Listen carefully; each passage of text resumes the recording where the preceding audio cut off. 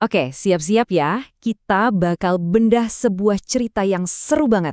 Coba bayangin, ada perusahaan publik yang udah diambang kehancuran, sahamnya dibekukan, masa depannya, wah, nggak jelas sama sekali nih. Nah, ini adalah awal dari kisah detektif korporat yang akan kita ungkap bareng-bareng hari ini. Nah, ini dia pertanyaan kuncinya. Biasanya kan kalau saham disuspend itu tanda bahaya besar buat investor. Tapi buat perusahaan yang lagi kita selidiki ini bukan akhir dari segalanya. Malah ini jadi awal dari sebuah pengungkapan yang luar biasa. Kenalin, ini tokoh utama kita, MKNT. Dan petunjuk utamanya adalah sebuah surat balasan yang mereka kirim ke Bursa Efek Indonesia. Surat inilah yang akan jadi pemandu kita dalam investigasi ini. Oke, mari kita mulai dari awal. Seberapa dalam sih masalah yang dihadapi MKNT?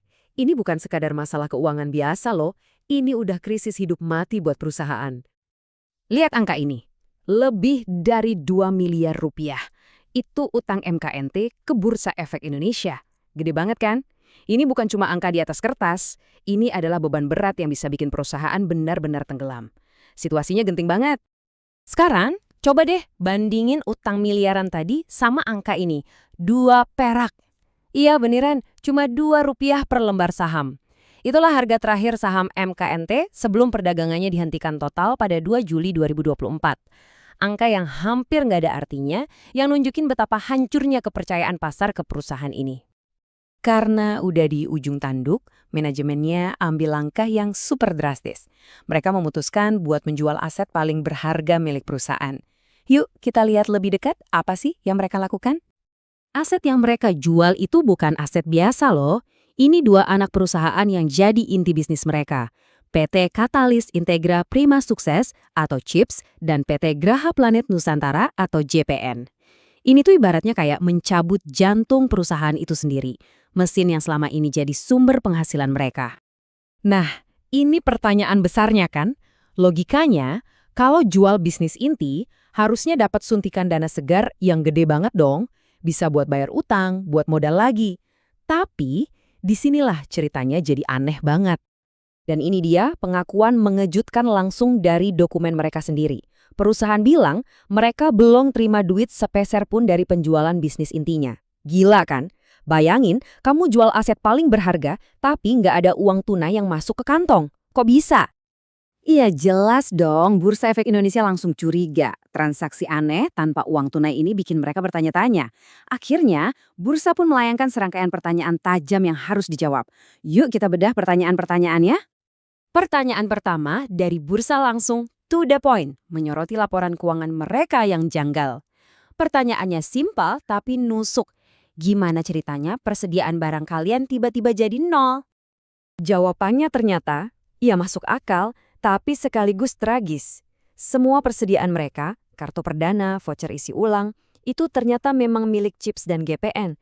Jadi, waktu kedua anak perusahaan itu dijual, ya semua stok barangnya ikut lenyap dari neraca MKNT.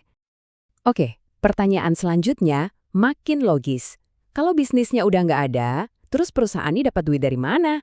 Bursa pengen tahu, kenapa aliran pendapatan utama seperti komisi dan bonus tiba-tiba kering kerontang? Jawabannya sesimpel dan sebrutal itu. Iya, karena mesin pencetak uangnya udah dijual. Nggak ada lagi CPs dan GPN, yang nggak ada lagi komisi, nggak ada lagi bonus. MKNT ini secara efektif udah jadi cangkang kosong, cuma nama tanpa ada bisnis di dalamnya.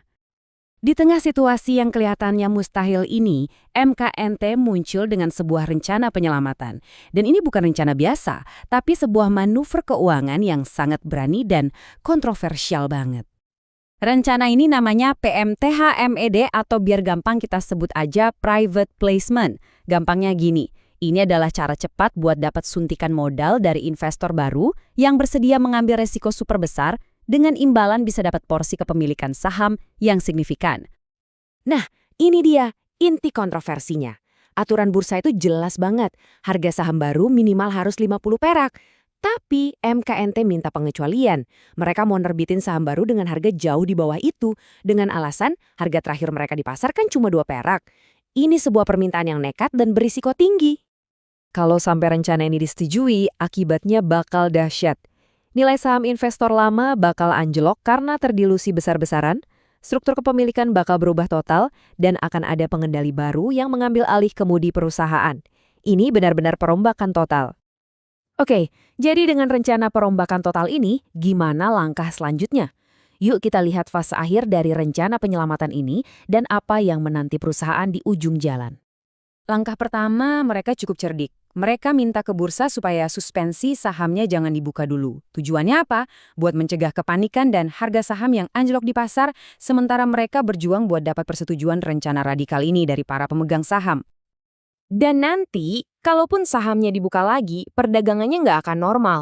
Bakal ada mekanisme khusus yang namanya full call auction. Coba bayangin, ini bukan pasar terbuka yang hiruk-pikuk, tapi lebih mirip sebuah lelang yang pelan dan diawasi super ketat buat mencegah harganya anjlok atau melonjak gila-gilaan. Ini dia peta jalan mereka. Setiap langkah ini harus berhasil, kayak main domino. Kalau satu gagal, semua gagal.